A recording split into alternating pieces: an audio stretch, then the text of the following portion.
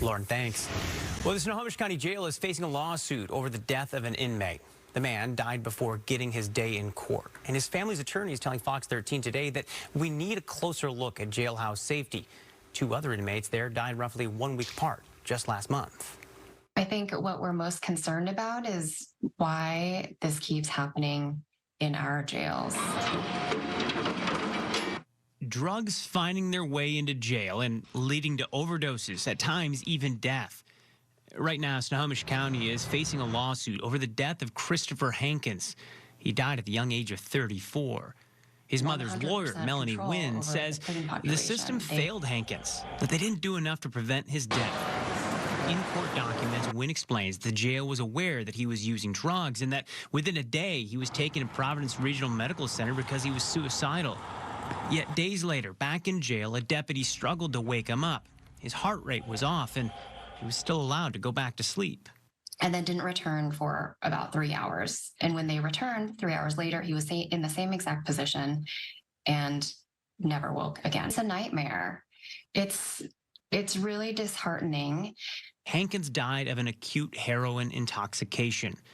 Drugs finding their way into the Snohomish County Jail is a known problem. The sheriff's office won't comment on this case. They know there is scrutiny, especially after 7 inmates overdosed on fentanyl in a single day earlier this year. The sheriff then was asked about how drugs were getting in. He could have been to court. He could have had something like that. It could be anything like that. But when someone comes into our facility, yes, everything is taken from them. All of the property is taken off an inmate when they come into our possession as an inmate in our facility.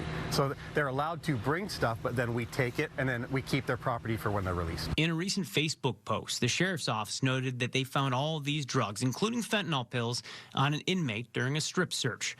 But a spokesperson noting, quote, state law only allows for certain crimes to strip search as suspects at booking. So not everyone can be strip searched at booking. But as more in-custody deaths occur, Wynn tells me those who may have little sympathy for people engaging in criminal behavior behind bars, everyone ends up paying part of the price. The county has paid out on cases like this millions of dollars, and it seems like nothing is being done about it. I did speak with the ME's office today. While one recent jail death was a man who was in the detox unit, they couldn't confirm the cause of death or whether it was linked to drugs. We're also waiting for details about a second inmate that died just a few days later.